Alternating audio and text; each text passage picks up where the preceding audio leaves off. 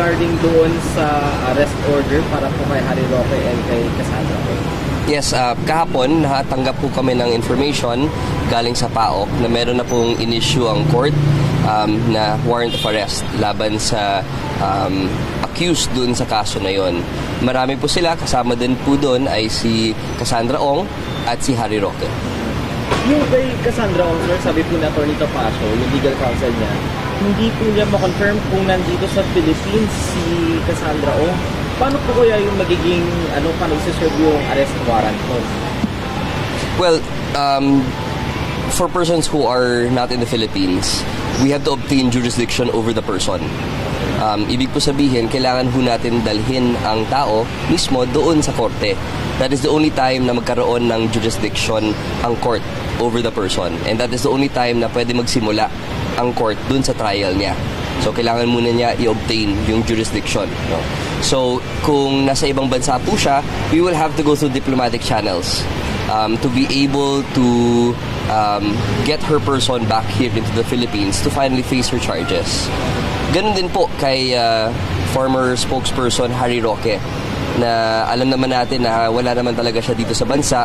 Again, we will have to go through diplomatic channels. At marami po yan na diplomatic channels available sa atin. Pwede po na direkta tayo makipag-usap sa gobyerno kung saan ang accused. Pwede rin po tayo dumaan sa iba't ibang international organization. Kasama na din po dyan ang Interpol. So these are the remedies available to a country who is looking for an accused who is no longer here in the Philippines. Pero ang gusto naman po ng Department of Justice, lalo na ngayon na inisyuhan na po ng warrant of arrest ang mga akusado, i-face nila yung kanilang mga kaso sa court. That is all we want dahil ang gusto lang naman natin ay malaman ang katotohanan dito sa kaso na ito. Tayo po ay nag-issue ng resolution dito sa prosecution office, pero ang nag-issue po ng warrant of arrest ay ang korte na mismo. So, tayo ay isang party na lang lamang po doon sa court. As si Cassie Ong muna, meron na ba or maglalabas po ba tayo ng full departure order against him? I have no information with regards to the application of the prosecution, no? Pero that is a remedy available to the prosecution to ask the court for a whole departure order.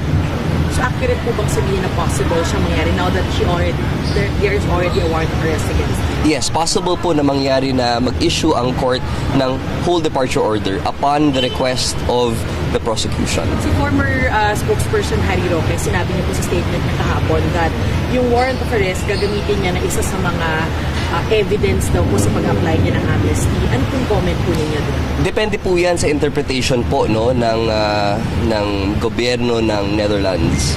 Ang sa amin naman po, marami po kasing ibang akusado dyan. Hindi natin siya sinisingle out.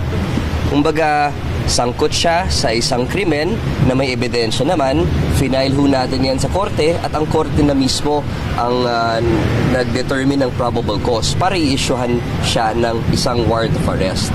As to the guilt or innocence of Mr. Harry Roque, it is not for us to say. It is for the court to say. Pero ang sa amin lang, we found that there is a prima facie case with reasonable certainty of conviction with regards to his involvement in the case. So yan lang po ang ibig sabihin ng resolution natin sa DOJ. Ngayon po na nasa korte, dun po magpe-present ng karagdagang ebidensya ang prosecution, dun na din magpe-present ng mga depensa ang mga akusado. Kaya korte na po tayo maglalaban. At ngayon dahil nga po na-file na natin sa court, we are now under the rule of sub judice.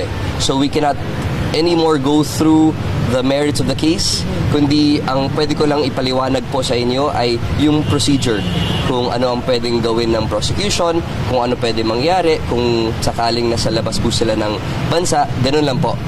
But now that it's in court, we are now under the rule of sub judice. We can no longer talk about the merits of the case.